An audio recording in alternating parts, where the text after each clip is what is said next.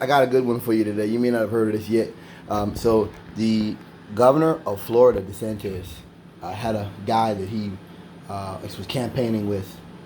The guy's made some pretty good allegations, or pretty huge allegations about him showering daily with DeSantis. Let's go into it here. Former Congressman Jim Bridenstine, Republican of Oklahoma, turns heads over the weekend. He kind of be so close with them, they shower together. He was stumping for Ron in Tulsa. He dropped the soap. He lived in his office. I lived in my office. Together we take a shower in the basement, and quote, and we had a daily meeting and we took showers in the basement. Am I allowed to say that? The alarming romantic statement puzzled many. Look, let me make this very clear. I don't care who he sleeps with. I don't care about any of those kind of things. I didn't care about the gentleman that ran in North Carolina, Madison Carlton. I didn't care about him sleeping with his cousin. I didn't care about the videos of him jumping in bed buck naked, humping the man's face, and the man saying, "You got balls on my face." I didn't care about them being in the car and him putting his hand on the man's lap. I didn't care about that. I didn't care about the pictures of him with lingerie on the boat. I didn't care about any of that stuff. You know why? Because these are people, just like I am, just like you are. These are people. Everybody's trying to build the best world they can with the tools they got in their hands. See, the beauty of the right, the beauty of this enemy is that they are so bent on purity over actually getting anything done. That's why I say with Minister Green, it's kind of a good thing she's there because she doesn't do anything. Like out of all things she says and attacks people, she doesn't do anything. I think she said something a while back. She got stripped of all her assignments.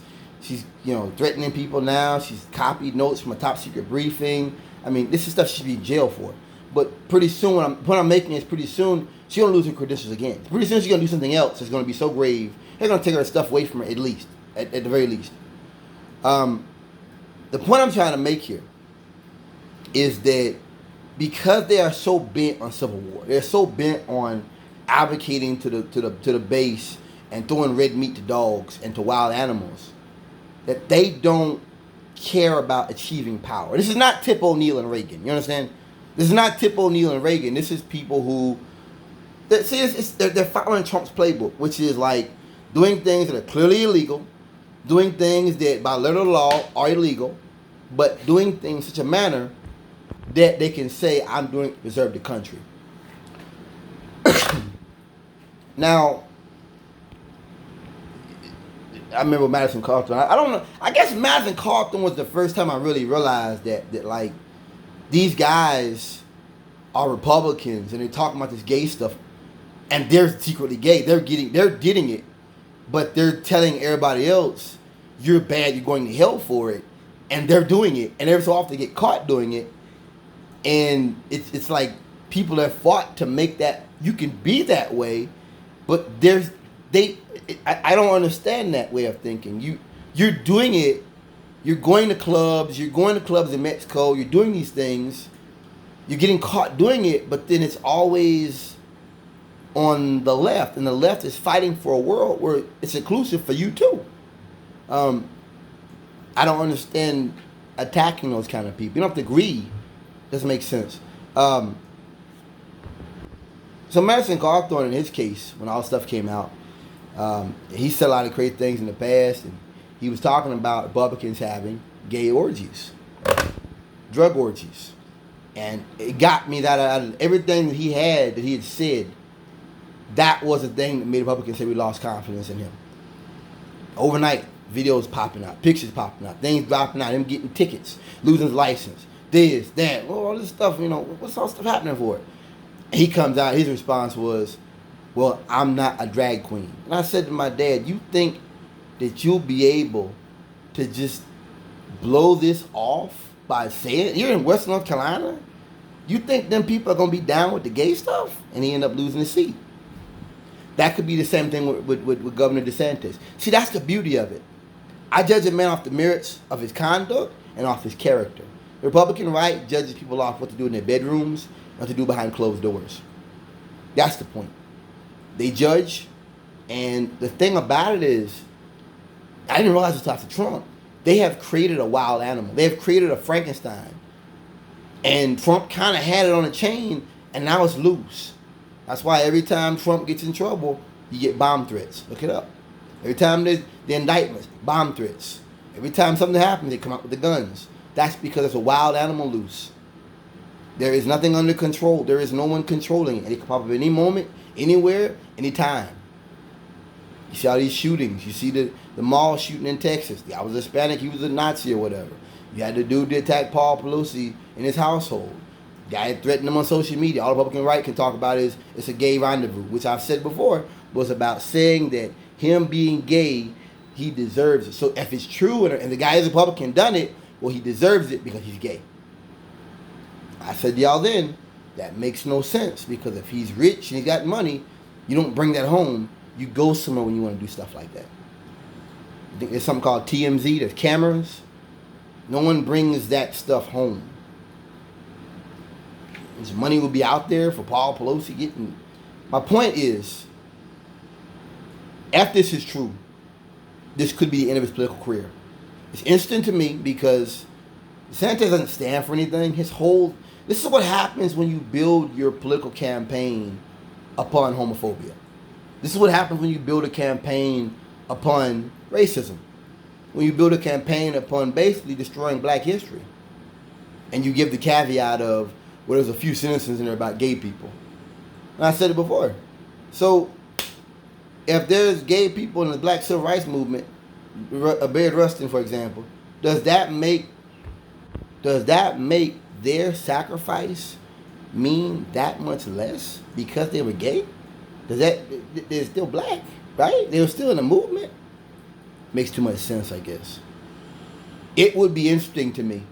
I would love to see the fallout of this, and I would love to see DeSantis do what Madison Cawthorn did, which is to try to blow this off, just brush off his shoulder, act like it's no big deal, and the videos start coming out, and the pictures and the text start coming out. Madison Cawthorn had Cash App, is that Cash App? Where he was sending money to his cousin, telling him, thank you for loving me. Thank you for keeping me warm at night. All this pseudo-sexual stuff. That's coming. Once again, I don't care who he sleeps with. Even as homophobic as he is, I don't care if he's getting done in the back. I don't care if he's getting done in private. It's not my business. It's not my place. But it is intriguing. It is interesting to see that the very thing you ran off of and the very thing that you have attempted to use for political power is the thing that will destroy you in the end. Not Biden, not Trump, not somebody else, not some mystery candidate that we don't know about that's hiding in the shadows is going to pop up at any moment. No, it's the things that he does in secret or has done in the secret. It isn't, well, grab my pussy. It's him having sex with another man. Once again, I think that's his business.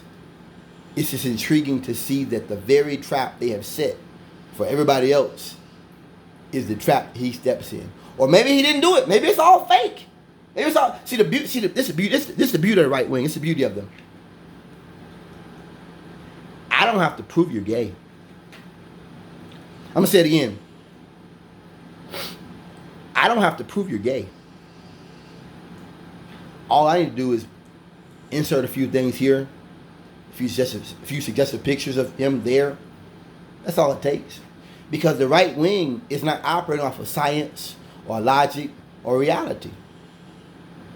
And when you are operating off of a flawed rationale of hate and homophobia and anti-Semitism and all that, what I'm saying is there is no, we agree on all this. No, they're united around hate. Our family they're united around hate. And DeSantis will allow me to be a homophobic bastard. He'll allow me to be racist. He'll make that possible for me. So I support him. But the minute you do it, the minute you go and mess with a Jewish person, or the minute you mess with a black person, or the minute you get caught with a gay guy somewhere, it could be the end of your political career. It's a beautiful thing because it creates uncertainty. and the right is not very good at that. You know, it's I guess maybe if it was a little bit further down the path, and like we were like he was actually getting stuff, maybe. But I just think that his whole group of supporters is really based around a sort of a cultural revisionism, not a cultural acceptance where like, hey man, look, he's gay, whatever, I don't care. Their thing is the Seven Mountains and 1488, Future for White Children. That is the ideology at play here. And if you think you're going to downplay gay stuff by saying, you know, making a little half joke or ha ha ha, if you think that, you got another thing coming. And I would suggest you look at the recent departure of Madison Cawthorn. Beautiful day, ladies and gentlemen. Thanks for listening.